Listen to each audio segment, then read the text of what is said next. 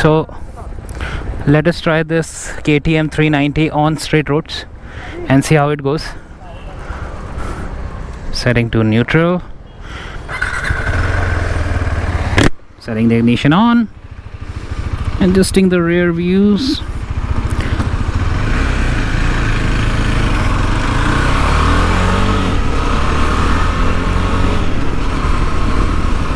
So you're sitting quite upright on this,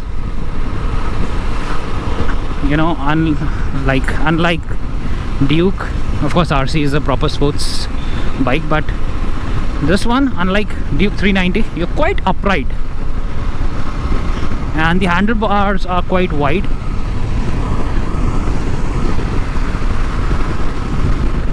And at 60 you can easily cruise.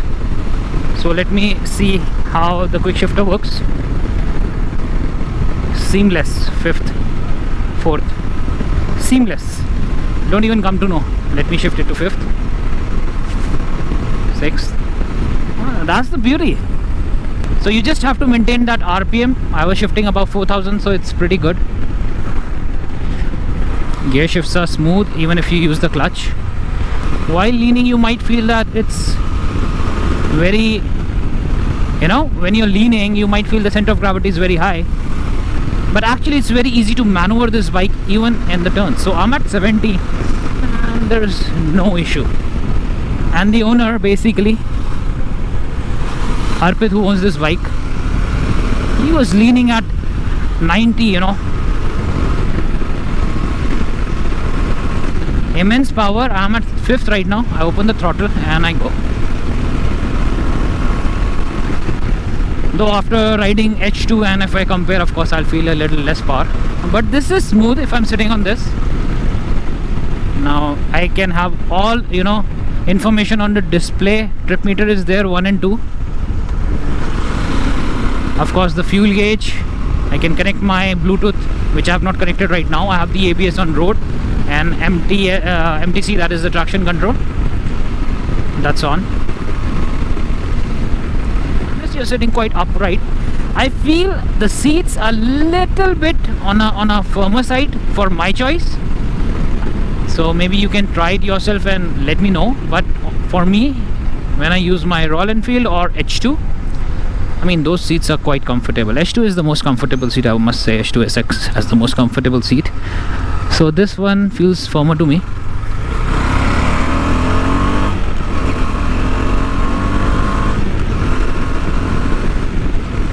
The weather is quite amazing. It's about to rain, and actually I can feel the drizzle on my hands and on my helmet visor. Talking about the engine, it's quite smooth. I mean, I'm not feeling any kind of vibrations. The gear shifts are really smooth. No issue with the bidirectional gear shift. And it has started raining. Oh my god, the brakes. Let's talk about the brakes now.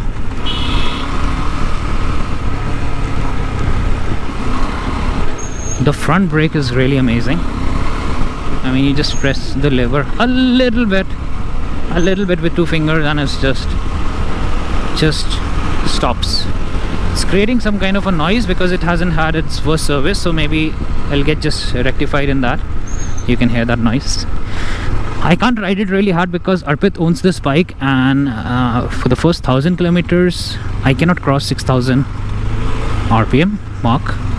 That's what he has been advised, so just keeping to 6000. And at 6000 RPM, 6th gear, you can easily cross 100. So he's been riding at above 100. We did Rishikesh today, no complaints in the off-road. Yeah, but I do feel this windscreen a little bit lower to my choice, to my preference, I must say, because for me it's, if it's there, it's not there, doesn't make a difference. I really need something up there. It's very low for me. So maybe if KTM can, you know, consider that in the next upgrade. They do have an extender for the windscreen, which is sold as an accessory, of course, but I wish, you know, there was a bigger one, because you're sitting quite upright, and even if, I must say, if you have a windscreen till this height, it won't obstruct any view of the road.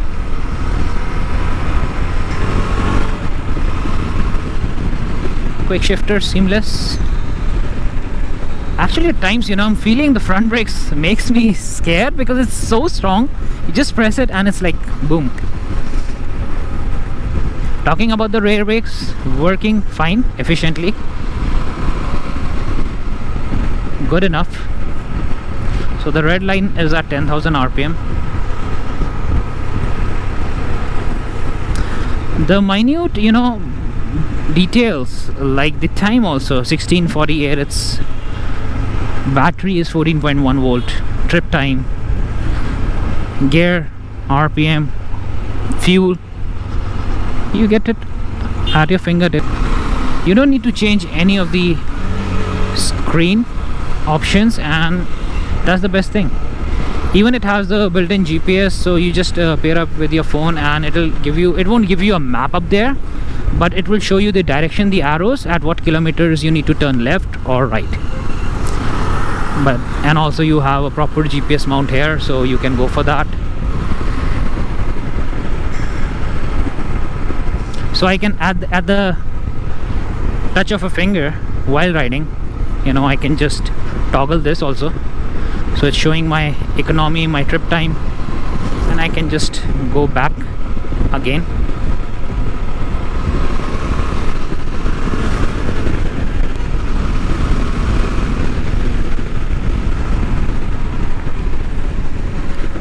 Leaning without any fear and overtaking with ample of power.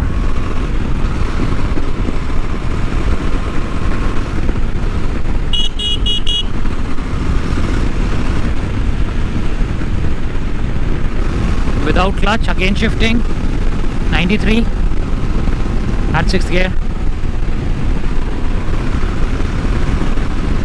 4,500 RPM, 80. The best part is it has slipper clutch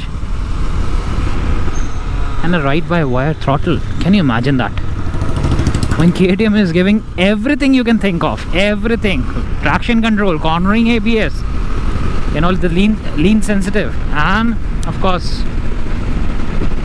slipper clutch and ride-by-wire throttle. So I think it makes a perfect tourer if you're looking at that price bracket. Of course X-Pulse is there, but seeing the difference, X-Pulse sits at 200cc, affordable, and you cannot cruise it above 80. I mean, you can touch 100, I'm not saying that, but it feels uncomfortable at one point of time because of the vibration. So it's for those, of course, who wants to do some, who are entering into an off-road category, who has one bike and who wants to explore the off-roading thing, because it's a proper off-roader, especially with the rally kit. This bike is not a proper hardcore off-roader, though people have tried that, but it can handle the terrain you throw at it. We did quite difficult terrain today, and it easily passed over all the the stones, the gravels, and I'm in love with the clutch. So smooth, so smooth.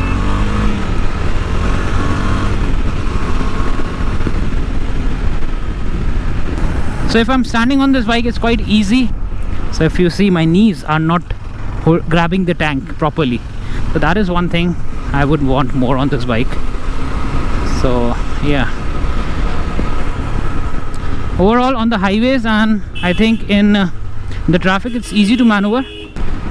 So this bike is currently priced at 3.28 lakhs ex-showroom, which makes it, I would say, a very good option. Knowing that, when this bike was launched back in 2020, January 2020, I mean, this bike has conquered this segment since then, because there is no competition. Even if Honda has come up with a 200cc or a 500X, well, that's quite expensive.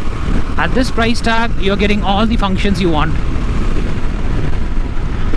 and you don't want, I guess, more power for Indian roads. You can easily cruise at 120.